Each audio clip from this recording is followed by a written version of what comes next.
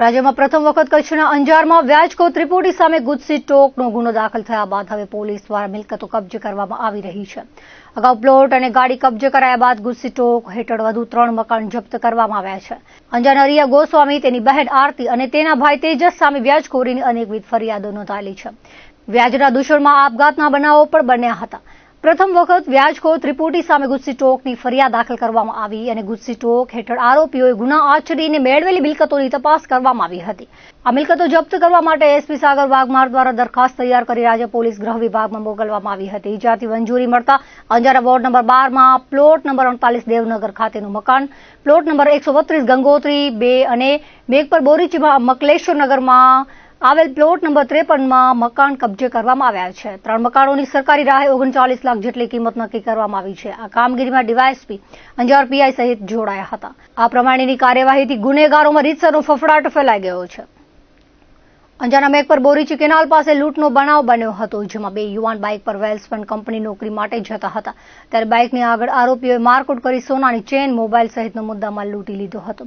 રાત્રિ દરમિયાન થયેલી લૂંટમાં પોલીસે આરોપીને ઝડપી લીધો હતો. બાતમીના આધારે વરસાણાથી વેલ્સપન કંપની આવતા 3 ઇસમોને પકડી પૂછપરછ કરતા તેઓ પાસેથી અલગ અલગ 5 મોબાઈલ મળી આવ્યા હતા, જેમાંથી 2 મોબાઈલ 3 દિવસ પહેલા રાત્રિના સમયે મેઘપર બોરીચી કેનાલ પાસે લૂંટી લીધા હોવાની કબૂલાત આપી હતી.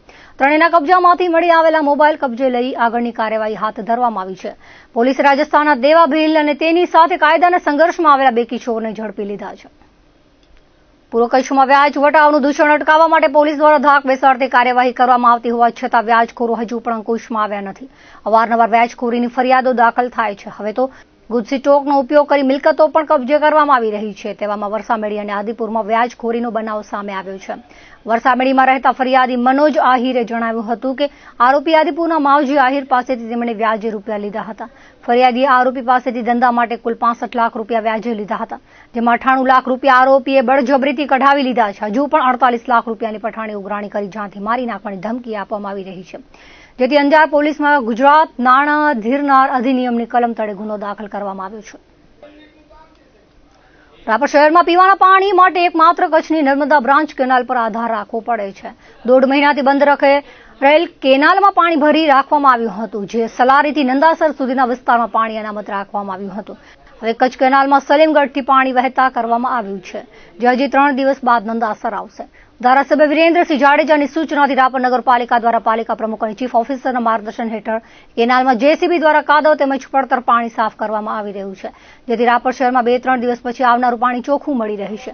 ચીફ ઓફિસરે જણાવ્યું હતું કે નર્મદા યોજના આધારિત રાપરની પાણી યોજના છે, જેનું દર 15 દિવસે TDS માપવામાં આવે છે અને અદ્યતન મોટર સંપ દ્વારા નંદાસર કેનાલથી હેલીપેડ નગાસર તળાવમાં ઠાલવી દર બીજા દિવસે પાણી વિતરણ થાય છે. આગામી દિવસોમાં નગરપાલિકા દ્વારા સ્વચ્છ પાણી વિતરણ થશે, જે માટે વિશેષ સાફ સફાઈ હાથ ધરવામાં આવી છે. કેનાલ આજે 0 લેવલથી ચાલુ થઈ એટલે અહીંયા 3 દિવસ જે આપણે પાણી પહોંચતા થાય ત્યાં સુધી આપણે નંદાસર બ્રિજ છે ત્યાં સુધીની આખી કેનાલની સાફ સફાઈ ચાલુ છે અને આખી સાફ સફાઈ કરી પછી સ્વચ્છ પાણીથી તે ભરવામાં આવશે. તેમજ અહીંયા કને એક અદ્યતન સંપ તૈયાર થઈ રહ્યો છે, તેમાં આખી મશીનરી આવશે અને અહીંયાથી સીધું રાપર આપણે WTP ટાંકો અને એલિફેન્ટ ટાંકામાં પાણી પહોંચાડશે. જ્યારે પણ નર્મદાનું પાણી સ્ટોર કરીને રાખીએ તેમાં આપણે અત્યારે 1.5 મહિનો સ્ટોર કરીને રાખ્યો હતો, તેમાં દર 15 દિવસે તેનું TDS ચેક કરીને બાદમાં જ ગામમાં પીવા માટે અને વિતરણ માટે આપતા. જે આપણે જોઈ શકો છો કે પાછળ જે મોટરો છે તે મોટી કેપેસિટી વાળી છે, તે 1 કલાકમાં લગભગ 3 લાખ લીટર જેટલું પાણી આપણા ટાંકા સુધી પહોંચાડતું હોય છે અને તેમજ ટૂંક સમયમાં અહીંયા સંપનું પણ કામ ચાલુ થઈ જશે, જેમાં પણ પાણી સ્ટોર કરીને બાદમાં આપણા ટાંકા સુધી પહોંચાડવામાં આવશે. નખત્રાણા ખાતે તંત્ર દ્વારા દબાણ હટાવ ઝુંબેશ હાથ ધરાઈ હતી, જેમાં નાના ધંધાર્થીની રોજીરોટી છીનવાતા તેઓ પ્રાંત કચેરી સામે પ્રતિક ઉપવાસ આદર્યા હતા અને પ્રાંતને આવેદનપત્ર આપી તેમની વ્યથા વર્ણવી હતી. દબાણ હટાવથી અમારી આજીવિકા છીનવાઈ ગઈ છે, ત્યારે વૈકલ્પિક વ્યવસ્થા કર્યા વિના દબાણો હટાવી દેવા હતા, જેથી રોજીરોટીનો પ્રશ્ન ઉભો થયો છે. નખત્રાણા રેકડી કેબિન ધારકો દ્વારા નાયબ કલેક્ટર સમક્ષ રજૂઆત કરવામાં આવી હતી. નાયબ કલેક્ટર સૂરજકુમાર સુથારને પૂછતા તેમણે કહ્યું હતું કે દબાણ એ દબાણ જ છે. સરકારી વહેણો ટ્રાફિકની નડતરરૂપ લોકોના દબાણો દૂર કર્યા છે, પણ ધંધાર્થીઓની આજીવિકા માટે પણ અમે વિચારી રહ્યા છીએ. વધુમાં જણાવ્યું હતું કે હજુ પણ સર્વે થશે. 4થા રાઉન્ડમાં તમામ દબાણકારોના દબાણ દૂર થશે. દબાણ હટાવ ઝુંબેશમાં ખોટા માણસને દાદ નહીં અપાય અને સાચા ધંધાર્થી પ્રત્યે તંત્રની હમદર્દી હશે. બીજી તરફ પ્રી મોન્સૂન કામગીરીની નડતરરૂપ તમામ દબાણો દૂર થશે. નગરપાલિકા દ્વારા ટૂંક સમયમાં દબાણ હટાવ ઝુંબેશ થશે. 250 થી 300 રેકડી કેબિન ધારકોએ નાયબ કલેક્ટર કચેરીએ પહોંચી આવેદનપત્ર પાઠવી વ્યથા રજૂ કરી હતી. કલેક્ટર કચેરીની સામે નખત્રાણાની અંદર જે દબાણ હટાવ ઝુંબેશ ચાલી રહી છે તેની અંદર નાના ધંધાદારીઓ અમુક ભોગ બન્યા છે અને બીજાના ઉપર પણ લટકતી તલવાર છે. તો એના અનુસંધાને આજે કલેક્ટર કચેરીની સામે અમે પ્રતિક ઉપવાસ આંદોલનની અંદર જોડાયા છીએ. તો અમારી માંગણી એ છે કે જે લોકો બેરોજગાર થઈ ગયા છે તેમને અમે કલેક્ટર સાહેબ પાસે અને મામલતદાર સાહેબ પાસે રિક્વેસ્ટ વિનંતી કરીને આવેદનપત્ર પાઠવેલ છે. તો અમારી માંગણી છે કે જે નડતરરૂપ ન હોય, પાણીના વેણ ઉપર ન હોય, એમને ધંધો કરવા આપે અને અમારી આજીવિકા ન છીનવાઈ જાય અને બીજા લોકો ઉપર પણ આવી રીતે દબાણ હટાવવામાં ન આવે અને દબાણ હટાવ બંધ થઈ જાય એવી અમારી સાહેબ પાસે વિનંતી કરી છે અને અમને સારો પ્રોત્સાહન પણ આપેલ છે અને આશ્વાસન આપેલ છે.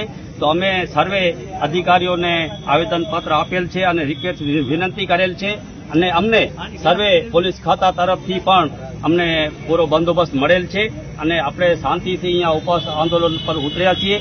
નખત્રાણા પ્રાંત અધિકારી કચેરી સામે પ્રતિક ઉપવાસ ઉપર ઉતર્યા છીએ. તમામ રેકડી ચાલકો, કેબિનવાળા સંપૂર્ણપણે બંધ રાખીને આજે ગામના અંદર ટીપો પાણી પણ પીવા નથી મળતું. રેકડી કેબિન, ચાની હોટલો ઉપર આજે બધા એક સંગઠન થઈ ને જે પણ અત્યારે ઝુંબેશ કરવામાં આવી હતી તે અનુસંધાને ઘણા ધંધા બેરોજગાર થઈ ગયા છે.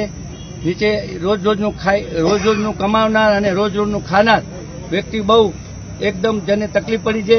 એના માટે ખાસ બધા સંગઠન કરી રેકડી કેબિન એસોસિએશન દ્વારા આજે પ્રતિક ઉપવાસ ઉપર ઉતર્યા છીએ અને નખત્રાણા કલેક્ટરશ્રીને પણ મળી આવ્યા અને હૈયાધારણા આપી છે. છતાં પણ અત્યારે અમે ધારાસભ્ય શ્રી આપણા પ્રદ્યુમનસિંહને આવેદનપત્રક આપ્યો છે ઓફિસ ઉપર અને પોતે ભુજ હોવાથી અત્યારે હમણાં અહીંયા આવશે, છાવણીની મુલાકાત લેશે અને અમને એમનામાં વિશ્વાસ છે કે 100% સારો પરિણામ એમને અપાવશે. અમને ધંધા રોજગાર ફરીથી ચાલુ થાય એવી અમે એમના પર વિનંતી રિક્વેસ્ટ કરશું. કયા મુદ્દાને લઈને તમે ઉપવાસ આંદોલન ઉપર ઉતર્યા છો? અત્યારે જે દબાણ હટાવ ઝુંબેશ ધરી હતી એને અનુસંધાને અમને અમુક ને ખૂબ જ તકલીફ પડી છે. અત્યારે નગરપાલિકા આવી એને અનુલક્ષીને ફક્ત એક જ નદી નાળા પાણીના 50 વર્ષથી અમે અહીંયા નખત્રાણામાં રહીએ છીએ. ક્યારેય રેકડી કેબિનવાળાથી તકલીફ નથી પડી અને પાણીના અવરોધ બન્યા નથી. છતાં પણ આવો બાનો ધરી અને આ લોકો અમને ખોટી રીતે હેરાન પરેશાન કરી રહ્યા છે. હકીકતમાં એ રેકડી કેબિન ક્યાં આડી આવતી જ નથી પાણીને વેણને. આટલા વર્ષોથી અટકટથી નદી નાળા 18 ઇંચ વરસાદ ભેગો પડ્યો છે પણ કોઈ રેકડી કેબિન ક્યાં આડી આવતી નથી. છતાં પણ આજે અત્યારે ભોગ બન્યા છે 15-20 જણા. એના રોજીરોટી વગરના અત્યારે બેઠા છે બધા. માંગણી શું છે તમારી? અમારી માંગણી એ જ છે કે અમને ધંધા રોજગાર આપો. અમે ક્યાં જશું? અમને ધંધો રોજગાર આપો. અમે જ્યાં હતા ત્યાં અમને સ્થાયી કરો પછી પાછા. સમજ્યા? એ અમારી મૂળ માંગણી છે. અમે અન્યાય થયો છે અને ન્યાય માટે લડીએ છીએ. અમને ન્યાય આપો આપી છે. સાથે સાથે એને એમ પણ કીધું છે કે હજી અમે રૂકજાવ નથી, હજી અમે ચાલુ રાખશું આગળ. જે 7 બકાલાવાળા છે એની ટૂંક જ સમયમાં, એટલે સમય કેટલો એ નક્કી નથી, એને સેટ કરશું, ગોઠવી આપશું ને બાકીના જે ભોગ બન્યા છે એના માટે થોડોક ટાઈમ નીકળશે એવી હૈયાધારણા આપી છે અમને. આરટી હેઠળ શનિવાર સુધી શાળા પસંદગીમાં ફેરબદલ કરી શકાશે. આ અંગે જિલ્લા પ્રાથમિક શિક્ષણ અધિકારી ભૂપેન્દ્રસિંહ વાઘેલાએ જણાવ્યું હતું કે પ્રથમ રાઉન્ડમાં 2447 પ્રવેશ મળેલ છે. તે પૈકી ખાલી રહેલી બાકી રહેતી જગ્યાઓ માટે જે અરજદારોની આરટી હેઠળ પ્રવેશ માટેની અરજીઓ માન્ય થયેલ હોય અને આરટી પ્રવેશ પ્રક્રિયાના પ્રથમ રાઉન્ડમાં પ્રવેશ મળેલ નથી, માત્ર તેવા જ અરજદારોને ખાલી જગ્યા ધરાવતી બિન અનુદાનિત ખાનગી પ્રાથમિક શાળાઓની પુનઃ પસંદગી કરવા તક આપવામાં આવે છે. બીજા રાઉન્ડ અન્વયે જો આપ શાળાઓની પુનઃ પસંદગી કરવા ઈચ્છતા હો તો શનિવાર સુધીમાં ઓનલાઈન અરજીના ટેબ પર જઈ એપ્લિકેશન નંબર અને જન્મ તારીખ નાખી માત્ર શાળાની પસંદગી બદલી શકાશે.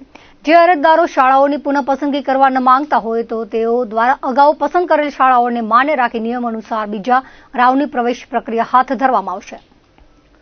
નખત્રાણા સંત પર જીવલેણ હુમલાના આરોપીઓ સામે કડક કાર્યવાહી કરવા સનાતન હિન્દુ સર્વ સમાજ દ્વારા કલેક્ટર તથા પોલીસ અધિક્ષક કચ્છ પશ્ચિમને રેલી સ્વરૂપે આવેદનપત્ર પાઠવવામાં આવ્યું હતું.